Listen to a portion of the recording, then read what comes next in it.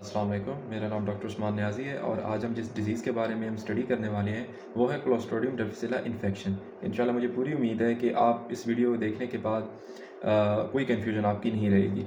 तो स्टार्ट करते हैं। तो सिंपली इसकी आप डेफिनीशन इस तरह आप पढ़ सकते हैं कि क्लोस्ट्रीडियम डिफिसिला इन्फेक्शन होता क्या है कि जब हम एंटीबायोटिक्स लेते हैं तो एंटीबायोटिक्स लेने की वजह से जो हमारी गट में बैक्टीरिया होता है, तो वो बैक्टीरिया जो होता है ना वो चेंज हो जाता है। उसकी जो बाउल होता है, बाउल को वो चेंज कर देते हैं। बाउल के अंदर जो बैलेंस एक होता है, उस बैलेंस को वो चेंज कर देते हैं। तो उस बाउल के बैलेंस को चेंज होने की वजह से जो इन्फेक्शन होता है वो क्लोस्ट्रीडियम डिफिसिला इन्फेक्शन होता है और ये सिर्फ एंटीबायोटिक के केस में होगा।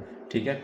तो अब क्या होगा कि जो इसके साइन सिम्टम के बारे में हम बात करते हैं, इसमें वाटरी स्टूल होंगे, वाटरी डायरिया होगा और वाटरी डायरिया ब्लडी भी हो सकता है। उसमें ब्लड हो भी सकता है, नहीं भी हो सकता। और आपके पेन होगी बहुत ज़्यादा। आपके जो है ना एब्डोमिनल क्रैम्प्स पड़ेंगे आपको। आप जो है ना डिहाइड्रेशन भी आपको हो सकती है, आपका माउथ ड्राई हो सकता है, हेडेक हो सकती है और जिसकी वजह से आपका टेम्परेचर भी, आपको फीवर हो सकता है, टेम्परेचर हो सकता है आपको।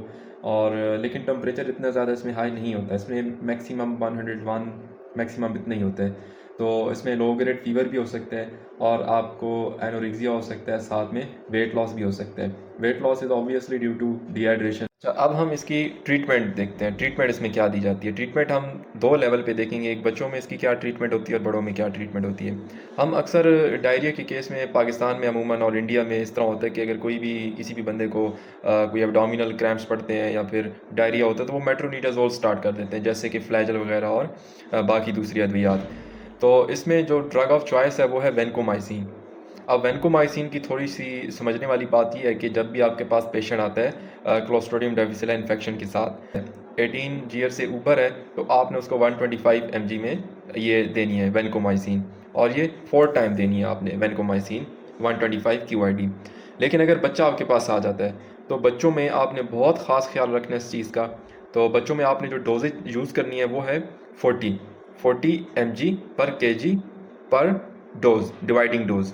ठीक है। लेकिन अक्सर इस तरह होता है कि एक बच्चा जो है उसका सपोज़ करें कि 20 किलो वज़न है, तो 20 किलो वज़न के लिहाज से फिर जो उसकी डोजेज बनती है, अगर आप 40 से मल्टीप्लाई करें 20 केजी के साथ, तो ये कोई बनती है 800।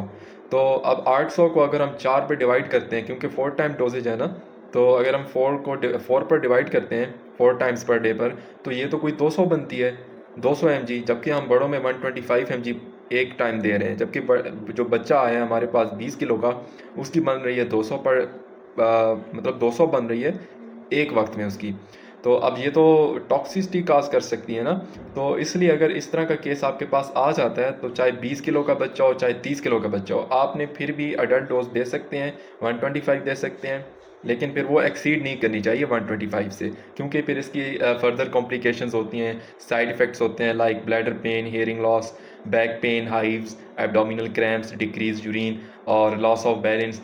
इवन के अगर पेशेंट प्रेजेंट भी कर सकता है लॉस ऑफ हेयरिंग के साथ, अगर आप ज़्यादा डोजेज में देंगे। तो वैनको के केस में 125 इज़ द सेफ रेंज है। तो आप वैनकोमाइसिन दे सकते हैं, इसमें एक ड्रग ऑफ चॉइस है। और हाँ, इसके साथ आप मेट्रोनिडाज़ोल भी ऐड कर सकते हैं अगर कोई सीवियर केस आ गया, लाइक काफ़ी डेज से उसको ये इन्फेक्शन चल रहा है, तो आप उसको साथ में मेट्रोनिडाज़ोल भी ऐड कर सकते हैं। तो उम्मीद है जो बेसिक चीज़ें थी वो मैंने आपको बता दी हैं।